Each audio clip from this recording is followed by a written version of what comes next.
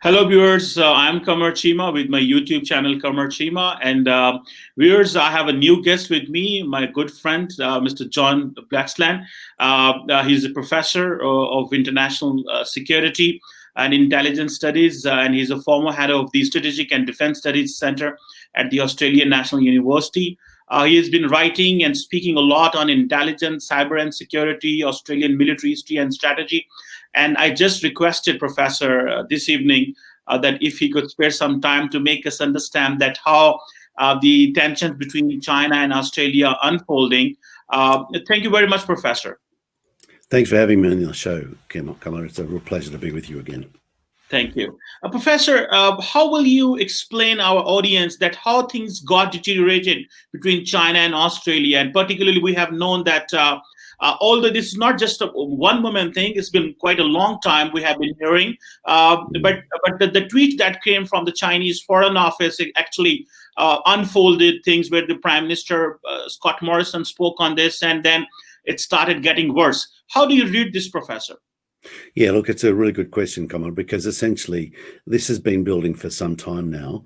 The previous Prime Minister, Malcolm Turnbull, and his predecessors had also been taken a line that was reasonably sympathetic towards China and very pro-business with China, very pro-trade with China. Malcolm Turnbull, when he was Prime Minister until not that long ago, in his term of office, he went from being quite sympathetic to China to increasingly becoming concerned and then really concerned about Chinese foreign interference, its industrial scale cyber attacks across Australian industry and academia and government. My own university has been subject to a couple of attacks from most pundits are prepared to admit that it's from China. So what happened was the government under Malcolm Turnbull and then subsequently under Scott Morrison, his successor as Prime Minister, have introduced a series of measures, legal and administrative measures, to constrain China's freedom of action in Australia.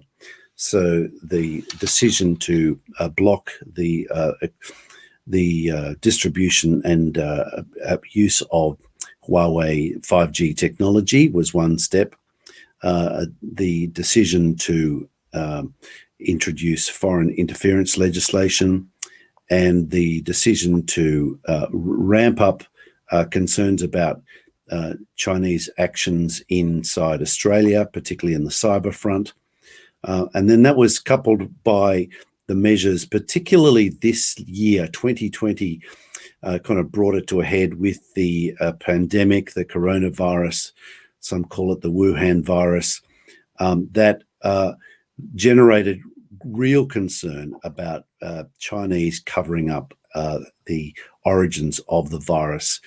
And the Australian government under Scott Morrison, the current Prime Minister, pushed really hard for China to conduct an investigation. And that investigation got a worldwide support eventually, but it got the nose of the Chinese authorities, particularly Chairman Xi's nose, out of joint, badly out of joint. And so what we saw in the meantime was a growing assertiveness from China. Now, some of these things you think it's not Australia's concern. So, for instance, over the Uyghurs, a Muslim minority in central Western China, about the oppressive measures taken against the Hong Kong Chinese, let alone the long-standing issues about the people in Tibet. And of course, the assertive actions of China in the South China Sea that have seen a series of islands constructed out of shallow shoals that has generated real concern. So that coupled, the combination of all those factors has meant that essentially the goodwill towards China that was there broadly in Australia's population a little while back has seriously evaporated, particularly in 2020. And we've come to the point where it's now the Australian Prime Minister is actually rating very well in the polls, in part on the back of his stand standing up to China. And that has clearly generated considerable resistance and resentment inside China. That's coupled with the wolf warrior diplomacy that we've heard talked about, named after that Wolf Warrior 2, the movie that is kind of the Chinese version of Rambo, if you like. But that concept of the wolf warrior has a very sharp edge to it that has kind of resonated, and that the Chinese diplomats themselves have kind of used it as a bit of a badge of honor. So all of these factors have contributed and built up to the point where when the investigation of atrocities by Australian troops finally hit the press, hit the news last week in Australia, that appears to have been used as an opportunity by the spokesman from the Chinese Ministry of Foreign Affairs to take a stab at Australia, to poke back at Australia. Now, that comes on the back of a considerable ratcheting up of economic pressure through some non-tariff trade barriers, increasingly making it difficult for Australia to trade with China, with barley sanctions, wine tariffs, coal being held off, not being allowed to be unloaded at the ports of China. So there's been considerable growing unease in Australia about that. And then this week we've seen this pretty sordid image of a doctored image of an Australian soldier reportedly, appearing to be cutting the throat of an Afghan child. It's quite an odious picture to have, used graphic imagery and graphic art technique to patch together, and it's reminiscent of the kind of work that ISIS was known for in Iraq and Syria back in 2014, 2015. So we've got to the point that's actually quite acrimonious between Australia and China. And it's very interesting that it's happened after the US presidential election, but before President-elect Biden takes office.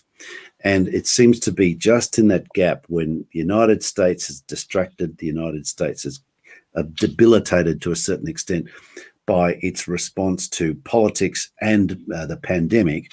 And Australia is perhaps in the calculus in Beijing, it looks like Australia's easy pickings. And I say this because I think my sense is that there's a lesson that China is trying to teach Australia, and through Australia to the world, about how to show respect to China. Australia has made a list of, has made a list of demands for Australia to make concessions over, and they relate to sovereignty issues that no self-respecting independent nation would make concessions over. China would not do so were Australia to ask them of it, or even if the United States was to ask them to do so. They're the kinds of demands that are generally broadly recognized as being unreasonable. And by China making those demands, it's actually had a rally around the flag effect. In fact, there's very little space now in Australian politics for anyone to seriously challenge the common view that China is being very adversarial. So we found ourselves in this strange conundrum. Yes. Well, Professor, what I want to know from you is that, definitely you have explained the range of issues which have happened, starting from, the beef import that came from Australia, the Chinese heavy tariffs on that, and on the Australian wine and all these things. And definitely many people are saying that the Australian economy will get affected. Some saying that 6% of its GDP, some saying 4% of its GDP. So in fact, how do you see, what are the options with Australia? Do you really think that will you come back? Because the Chinese are really seeming very tough. What are the options with Australia right now? if you just could pin down that 1, 2, 3, these are the options with Australia, I think our viewers will be able to understand that. Yeah, no, thank you very much, Qamar. It's a good question. Look, we face, I think, an inflection point in Australia's international relations today, in trading and economic and strategic relations, and that are reminiscent of what happened to Australia in the early 1970s, 1973, when Great Britain joined the European Economic Community, the precursor to the European Union. And in doing so, the British actually turned their backs on Australia and New Zealand and the trading arrangements that the UK had with our two countries. That was a bitter blow for Australian primary producers and exporters who had relied up until that point quite heavily on export to the United Kingdom. Now, what we saw was in Australia, we had already been diversifying market-wise, and we'd been investing. We had a free trade agreement essentially with Japan. We were exporting more to Africa, to Asia and to the Americas and to other parts of Europe. But we then had to accelerate that and double down on that. And for New Zealand, it was a bitter blow because New Zealand was much more heavily trade dependent on the UK than Australia was. So what we're facing today is a situation where Australia, looking down the barrel at a future with Chairman Xi in charge in Beijing, looking to extract concessions or to punish Australia for its actions, is facing the situation where it's actually going to have to diversify its market. Now, for a long time, Australia has found it quite relatively straightforward to just engage with China because it's such a big market, and everybody around the world's found this. So Australia hasn't invested as much as it could have in other smaller markets like Indonesia or Vietnam or Thailand or Pakistan or India or Bangladesh or other countries with which we trade, but with which we don't trade as much as we do with China. China being larger, just was more straightforward. But what I think we're seeing now in Australia is a recognition that we do need to double down on a lot more investing in relationships in our neighborhood, in South Asia, in Southeast Asia, and in the Pacific, and beyond that in Europe and to the Americas, to diversify and to become less dependent on what seems to be a fairly capricious government in Beijing. Now, look, it's not, people say, oh, Australia's been singled out. We've been singled out for our very forthright stance over the pandemic and the investigations over the pandemic and other things. I say, okay, that's well and true to a point. But many other countries have been so-called singled out as well, Qamar. I'm thinking poor old South Koreans. A couple of years ago, the United States offered to deploy theater high-altitude air defense weapon systems against North Korean potential missile incoming. And China took this very personally and then imposed sanctions on South Korea. And we saw their major conglomerate, Lotte, suffer big setbacks. K-pop was banned. This kind of very what they call sharp power, this use of China's market access and influence to using it as a weapon. And my sense is that, look, that can work to a point, but in fact, it's a double-edged sword because essentially China's actions, I think, are leading many around the world to start to think, well, maybe we should be hedging our bets too. Maybe we should be looking to diversify more as well. Maybe we need to be thinking twice about how much we buy from China and how much we expose our markets to Chinese dominance. So, it's a complex set of circumstances, and it's by no means all set in stone yet. But there is a lot of debate in Australia going on at the moment about what to do, how to diversify. Can we possibly make up with China? My sense is that we can't do so without having to bend the knee and act in a way that would be humiliating for the government, and that which is politically not marketable, not really palatable for the government to do. And I think this is something that we're all interested in. And I guess that's why I'm talking to you now, Qamar, because around the world, people are interested in thinking about how do we manage our own response to China and its possible assertiveness and perhaps even aggressiveness towards us, be that in your country or mine. And we all are needing to think through, well, if that was to be us, how would we respond? Well, definitely, it's something which is not very easy for the government of the Scott Morrison. But John, I have been reading a lot and knowing that many people are talking that even in Australia, they're talking that since this is an issue of defense, foreign policy, economy, so the suggestions which are coming from Australia is that that Australia should form an economic alliance with like-minded democracies. Do you see? You have a Quad, okay? So Yeah. do you think that your friends like India or Japan, America are going to come to rescue you, or there is a possibility that there could be an alliance of the like-minded democracies where international commerce could be promoted, and you don't need China for this? Do you think that there is some sort of realization or talk going on in Australia?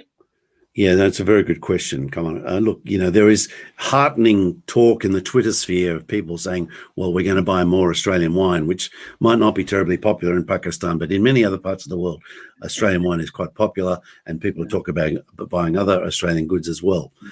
Look, I don't think that's going to cut it very much. Countries trade in a way that is pretty selfish. It's very hard to get trading blocks together to work to mitigate the effects, but perhaps that is possible.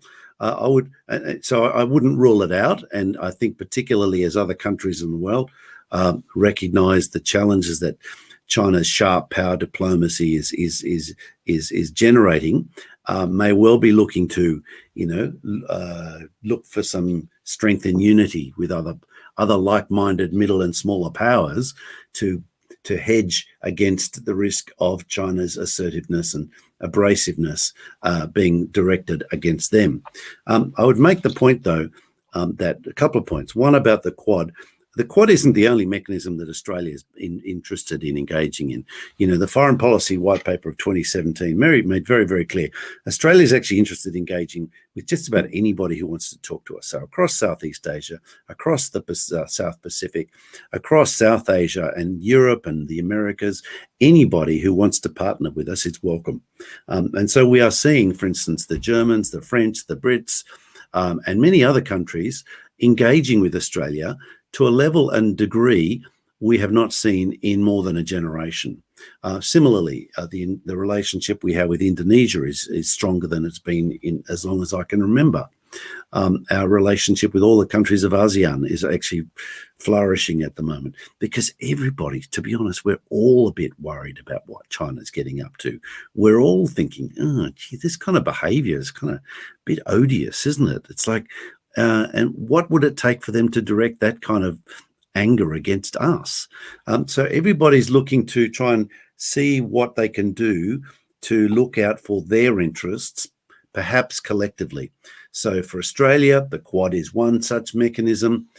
We are also partners. We're looking for greater collaboration with our partners in Southeast Asia, in Northeast Asia, the United States, the Canadians, as much as they want to play.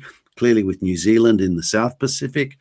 One of the proposals I've put up is the idea for manis. Manis is an Indonesian word, bahasa, which is Malaysian and Indonesian word for sweet. Sweet is manis in Indonesia. And it's also, I think, a useful acronym for Malaysia, Australia, New Zealand, Indonesia, and Singapore, MANIS, manis. I think there's scope for a regional maritime cooperation forum between these countries, but essentially a sub-regional grouping of like-minded countries who are looking to grapple with issues of common concern in their region or their sub-region. So, you know, there's opportunities for collaboration with Pakistan and Australia on a variety of issues. And we have been doing that for decades. Qamar, as you know, Australia and Pakistan, I'm involved in teaching Pakistan students at the Australian Staff College. And that's been a long-standing arrangement. This goes back generations, in fact. So there are ties that are enduring there, that because of the enduring utility and a recognised mutual interest in those two countries, Australia and Pakistan, as well as India and Australia and others, collaborating. But the third point I was wanting to make, and this is just about getting back to the point about trade. And, you know, some people say, John, you know, trade is zero sum, and people are going to look after themselves. They're not going to be able to rise above it and really collectively work to protect Australia. There's no appetite for that. Well, maybe to a point that's true. I would suggest, though, that in the global trading arena, while China might want to look like it's punishing Australia by not buying our wine or not taking our barley or our beef or our coal, by purchasing those goods from someone else, they are basically opening up other opportunities for Australia to fill the gaps that those other suppliers would have supplied. So there is an equilibrium in the global markets that I think China isn't quite that powerful and quite that able to control. The other thing I think is really worth noting is that China, I think, has been playing a very clever hand at portraying internal domestic market fluctuations for its own political benefit. So the drop-off in demand for barley, the drop-off in demand for wine or coal, all these things, the exact details of which we all know are quite opaque in China. It's hard to know exactly the state of the market. But when those fluctuations occur, which we understand are happening, China seems to play them very deftly, very cleverly to exploit politically the most and get the most benefit out of them by making it look like it's a punishment. So there's a lot of factors there, mate, and there's a lot to chew on, but I appreciate the question. It's good to think about. Yeah, I just have, John, I have just last two questions. The second last question is about this Quad, and there have been some Mulberry exercises. You might have known that the many Chinese are saying that Quad is just an Asian version of NATO. So how much do you believe the Chinese are disturbed with this Asian version of NATO as a Quad? This is one of the really challenge, and that's why many people are saying that China is tough on Australia. Yeah, look, it's very interesting, isn't it, Qamar? Because it seems to be really niggling at China. This idea of the Quad is deeply upsetting to them. And why is it so upsetting? Because these countries of their own volition are all seeing China as being unduly adversarial, and therefore it's in their interests to look out for each other more. Now, we need to remember, firstly, that the Quad is not NATO. It is not an alliance. There are no mutual defense obligations to this arrangement. It is a consultative body that has happened to have a couple of military exercises involved. But there is no Asian NATO. There is nothing like that in Asia. The United States there are no mutual obligations to defend each other in this space. Look, to be honest, even the ANZUS Treaty, but the Australia-United States alliance doesn't guarantee, that doesn't have that NATO mutual defence clause. And that speaks to a certain extent to Australia's certain level of unease and about its place in the world, and therefore it's doubling down on its relationship with the United States and now with the Quad and others, India and Japan. And look, to be honest, anyone also want to be a partner with us because there's a kind of little bit of an age, there's about 26 million Australians sitting on this dry and desolate and sparsely populated continent south of Southeast Asia that has many attractive features. You can see why people might want to apply pressure on Australia and Of course, we know back in the height of Second World War, even contemplate invasion. These are some of the deeper fears that Australians are now starting to talk about again. Okay, you're right on this. That there is no security-like guarantees the way NATO has. The Squad doesn't have this. But Professor, my last question to you is that we have noticed the Chinese are assertive in their foreign policy, and we have seen this rapid military modernization of China.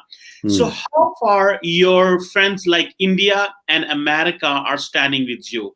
I really want to know that how the Indians and for us, India is very much important because we are neighbors. So we really want to know that India has its Look East policy and the way the Americans are standing up for this Indo-Pacific Command and all this. So how India and America stand with the United States on this Chinese assertive foreign policy behavior and this massive military modernization? Do they stand with you?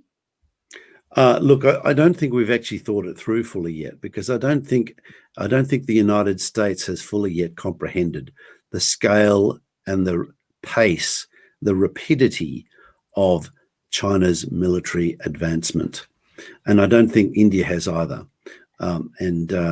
So Australia, we're investing more in defence than we have in generations. But even then, the pace of Chinese military advancement is so rapid. I was just listening to a Chinese official speaking not that long ago, talking about the Chinese Navy, the People's Liberation Army Navy, building the size, an extra fleet the size of the French Navy every year. Now that's extraordinary. That is an extraordinary level of growth, which, if it continues at this rate, will present many of us with a really daunting challenge, because so far we've seen China has been very, very careful about not crossing what I'd call the kinetic threshold. In other words, not going into that overt phase of warfare. They've been, they're nudging ships, they've been sinking fishing vessels, they've been hassling other countries, they've been intimidating and trying to coerce the United States not to conduct freedom of navigation operations, trying to coerce Australia to do the same, to back off basically by intimidation, but not by shooting or sinking. Now, that's a threshold that they haven't been prepared to cross, because they've never until now felt they could afford to, because they would lose. My sense is that they are getting closer to the point where they don't think they will lose if they cross that threshold. And that's what I think has been holding us back so far. And it's given us a sense of confidence that everything's going to be okay. The United States is still the top, military power. It still can sail the oceans blue, and nobody can stop them and nobody can interfere. And after all, we've all kind of been the beneficiaries of the order that has generated stability, that has enabled prosperity. We've all benefited from that. Global prosperity, it is so much greater than it was a generation or two ago. And I think to a certain extent, we owe it to the US Navy. But that is changing, and that's changing rapidly. And we're all trying to get our heads around what that means. That's great. John, thank you very much for this elaborative understanding to my viewers about this China-Australia tensions. And definitely I have asked you a wide range of questions, and obviously my viewers have enjoyed that discussion. Professor, thank you very much once again for your time from Australia. Thank you. Thank you, Qamar. My pleasure.